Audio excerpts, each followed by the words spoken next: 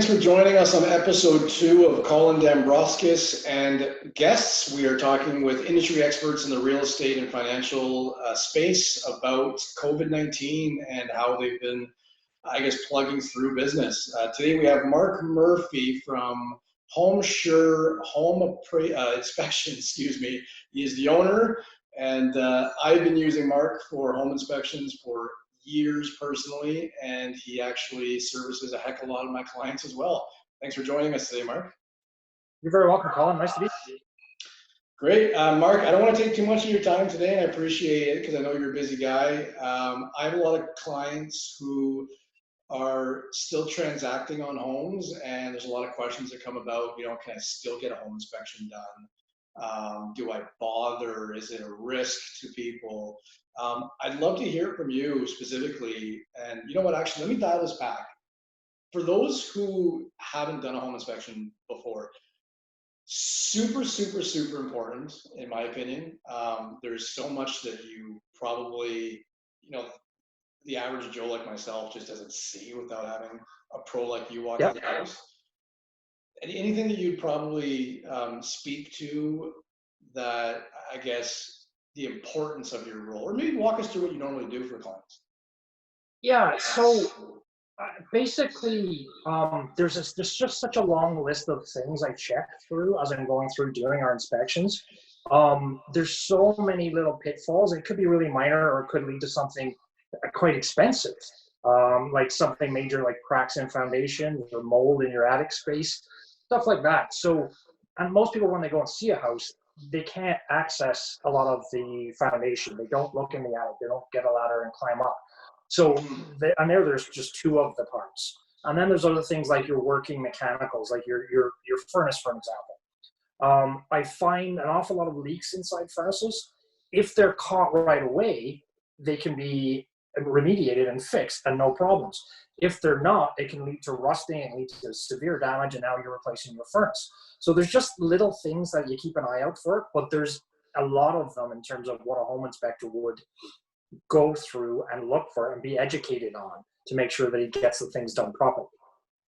Yeah, absolutely. And what would you say, because I get this a lot, oddly enough, and I am 100% if you're going to use an expert and make a huge transaction, pay for the expert. Don't rely on, dad's installed a furnace filter once. He knows everything to do with furnace filters. He knows everything. What do you say to the client that has that handy person in their life that says, I'll just have Uncle Joe walk through the house with me and kind of roll with that? Yeah. Well, and for a large part, I'll answer the question with examples. Like, I've been through houses with handyman and builders and renovators and stuff like that, and they're surprised at the depth that I go through and the things that I find. And I would say 99% of the people that come through, and sometimes Dad's there and Uncle Bob, who's the builder, and all that sort of stuff, are all there, and they're amazed at the things I'm pointing out. And they never knew things that they never knew. There's things. So I used to be a builder myself, and there was things that I found out going through my courses that I was kind of scratching my head going, I can't believe I didn't know things. Yeah. So there's just so much information out there, and every single course that you take, you learn. Even if you already knew a ton of stuff about it, you learn more. So it's those little insights that I help people with. Awesome. And I don't know how many clients do actually know, but the importance of doing a pre-purchase inspection is because, your job is to find things that could be wrong with the house and let that client know ahead of time, because they either then can revise their purchase agreement. Yep. They might have some serious issues with the house that they didn't know about otherwise. And now it's like, well, the house is arguably worth $10,000 to $15,000 less because of the work I'm going to have to put in. Yep. It's either something they can get fixed beforehand, or they could just agree to a different purchase price. So it's something that's super important, because it's better to find out about the problem beforehand and deal with it than surprise on day 3, right? Yeah, and 100%. And now, like, because of the multiple bid situations where people want to go in as clean as possible, a lot of people are going in with no home inspection clause. But I started to do. Oh, okay. Don't do it. Okay. Oh, sorry. I was like, I thought you were talking about that. No. I started to do a shorter inspection for people that wanted to go in still with a home inspection, but they put it in before they actually put their offer in. So what they'll do is they'll take me in, I'll go through, look at all the big ticket items, get a lot of the items sorted for them, and then they can revise their bid based on that. So let's say I climb in the attic and I find mold, and the mold's going to be $3,000 worth of to remediate. Then they know if they go in at their max bid, they need to have $3,000 in the bank to remediate that mold. Absolutely. So it kind of gives them a really good insight in terms of what they might need going in and how to revise the max bid based on what we find. So that has been a huge help, a huge tool for me and for my clients. Yeah, and before our call, I reached out to, one of the top producing realtors in London and surrounding, and I said, hey, how many of your clients, out of curiosity, use or submit, whether it be submit the offer with the condition or do a pre-purchase or just do an inspection and Yep. complete the transaction? Their response was 90+%, which to me is like, obviously there's a reason for that. It's not because 90% of the population are just super scared about these transactions. Is that 90% of people or more obviously see the value in paying for somebody to go walk through the house and let them know everything about the house they need to know about before signing the dotted line, right? Yep, definitely. And with that, with realtors giving the information out and telling people what the steps they need to go to are, it's super helpful. I find it fantastic with dealing with the real estate agents that I deal with. I found them really, they value my opinion, they value the information I'm giving, and they prep their clients and tell them, like a lot of them will say, no, we can't go in without a home inspection clause. You can't go in without a finance. Yep. You need to have things secure. And the ways to do it are to pre-approve, and for my case, to make sure that we do a pre-inspection. So the clients are prepped, and then we go in, we do the inspection, and they feel so much more educated about the home they're buying. Yeah, absolutely. And like I deal, obviously on the mortgage side, I deal with a lot of clients who want to go in firm, like you mentioned, with no conditions at all. And I have the ability, when I have clients who come in on the finance side, I have all documents, everything's confirmed. We've, crossed every T and dotted every I, and we know that from a finance position, they're very strong and they should have a little reason to, to worry about the finance side. And they'll ask me, well, what about the inspection? I'll just, I'd rather go in firm and win that house. And not one time in my career, even beforehand, when I was talking to friends and family, oh man, never go in without inspecting that house. There's just, I will never tell you otherwise. I think it's way too big of a risk. And your cost to that value proposition, I think is just like, it's mind blowing for the people. It's so low. It's so low on such a big transaction. Yeah. It's crazy. You should charge more. Well, so Mark, the whole reason I'm doing these videos, like I said, I've got a bunch of other industry experts as well who are chiming in, and I'd love to find out from you. I'm curious myself because we haven't really, we don't talk every single day with mutual clients, but how are you personally dealing with COVID? Like what have you noticed different? What are you doing different? We all kind of get the challenges, proximity to, 6 to 10 feet from individuals or what have you, but what are you noticing, or I should better phrase it, what are you doing to still serve your clients as best you can right now? So I got, the information I got is actually from my wife. She managed a midwife clinic. So she kind of is telling me to use the precautions that they're using when going into someone's house.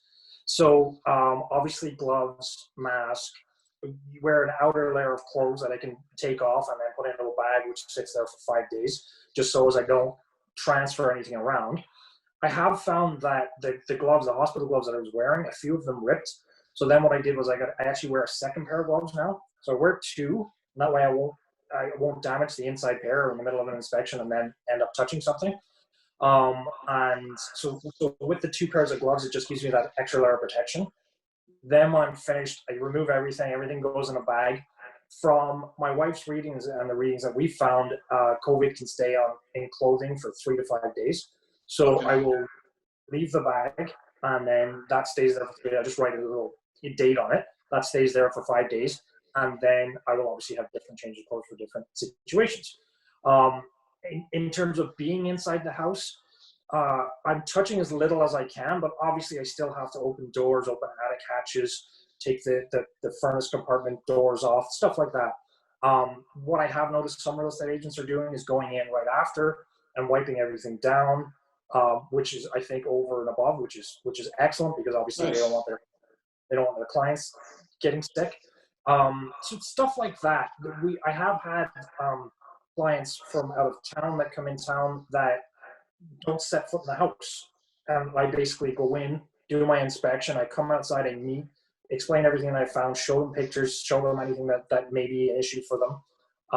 And then they'll go in and look around the house by themselves. So it's a lot different, because normally I bring the clients with me, I'm explaining everything as we go. But because of social distancing, obviously we can't, 2 or 3 people can't be stuck in a furnace room. And I'm trying to explain to them, right? So it is more difficult, but it's definitely still a very important part of the purchase, in my opinion, of course. Awesome. I think I have a two-part question. Okay. One, have you had clients so far, or not clients necessarily, but homeowners refuse access to you? No, actually, no. We haven't had any situations like that. Great, that's awesome. And I guess the follow-up to that was, say that happens, in your professional opinion, could you still offer a good enough, we'll call it, service of some sort to do a full, exterior inspection? Is there still enough value there on its own, or do you say you got to get into that house, there's way too much importance there? Yeah. If I did the exterior, I'm only giving roughly about a third of what I should be able to give. Because there's certain things I'll see on the outside which could lead to issues on the inside, or there may not be. But if I don't see the inside piece, then I'll give you an example. A lot of houses, the concrete house foundations have settlement cracks. So right about the center of the house, they have the vertical crack that comes down. It could be 90% of the time, it does not go inside the house. So it's not an issue. But if I'm just doing the outside, I might look at those cracks and go, okay, there's a foundation crack, there's a foundation crack, there's 2 more. And there's going to be a major issue because I haven't seen the inside, and I haven't tested for moisture with my moisture meter and visually checked on things down there. Right. So I don't think just the exterior would work. I need to be able to physically open doors and open attic hatches and open electrical panels and stuff like that. Yeah, that's exactly what I would likely reference as well. And I have to say, I'm surprised. I would think, with the number of stories I've heard, I would think some people just don't want it. They don't want anybody coming through their house. So it's fantastic that they're allowing that ability. But great note as well for realtors doing the cleanup afterwards. That's probably really good for all the realtors out there to set ease to their client's mind, saying, whether they use yourself, by the way, call Mark if you need an inspection, but whether they use Mark or whomever, and the realtors say, I'll walk through the house following Mark, and I'll wipe everything down and maybe give that extra level of comfort to the client. So yeah, and with that, I can basically say to real estate agents, or even homeowners for that matter, if they want to do it themselves, if they're more comfortable doing it themselves, I can let them know exactly what I've touched throughout the house, because there's not a ton of stuff that I'm touching, but they may not think of wiping down attic hatches or wiping down furnace doors, stuff like that. right. So that's what I did with the real estate agent when we did the last one. Was basically, I said, every single door handle, shower handle, toilet handle, taps, everything like that. So we just wiped them, walked around, wiped them all down, and then I just let them know the other pieces that I had touched, and he was more than happy to clean everything up. And out we went, and we knew that there was virtually no chance, I want to say, of anybody contaminating anything. Awesome. So definitely sounds like there's, I guess, new challenges, but for the most part, you sound more than prepared to deal with those. That's great. I guess the only last question I'd have, Mark, 'cause I definitely don't want to hold you here all day. I could talk anything real estate just for friggin' hours. And Yeah, off camera, we're roll here too. Oh, I know. And off camera, Mark and I were saying next time we're gonna have a glass of whiskey chat instead. So maybe we'll look at that. I just have the typical tea. Um, so you offer different service packages, if I'm not mistaken. You'll do, you know, a full, complete report, but you also, some people don't necessarily need a full report. Is that like you offer different levels of service as well? Yeah, like I basically offer two. So the full inspection, which comes with a written report, with pictures, all that.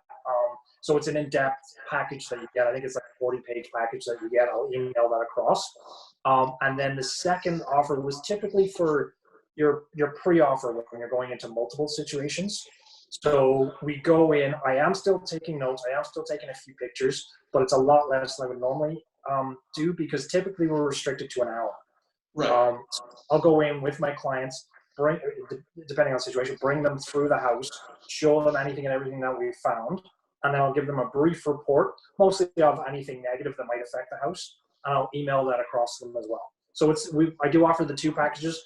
The full report obviously would be more of after you've purchased. We go in, and then if we find anything big, you can chat with the selling agent and try and see if there's a negotiation process. Whereas the other one, it's more to make sure you don't go in at your maximum budget and then end up with $5,000, $10,000 worth of renovations that need to be done right away, and you're already at your max budget. So that's the two really that I offer. Awesome. Well, Mark, that was fantastic little chat. Like I said, I didn't want to keep them too long. I know that attention span in 2010, 2020, even with COVID-19, is not at all that long anymore. So I do appreciate it. I will link Mark's description and just a breakdown of how to contact him if you have any questions. If you are, I don't know, do you do a lot of home inspections for people who maybe owned a home for perhaps already several years? Is that a thing? I actually, not a ton, but I have done a bunch, and more when I get talking to people and then I tell them the things I'm looking for. A lot of times, like in different networks, a lot of people will be like, "Oh, I never got a home inspection. I should have that checked out," and then Yeah. ask me. And sometimes, like, I enjoy doing those, but it can also be hard because I'm telling people something about their home that could be potentially very costly. And they've lived in their home for 5 years, and they're like, "Oh my God, I never realized, I never thought about that."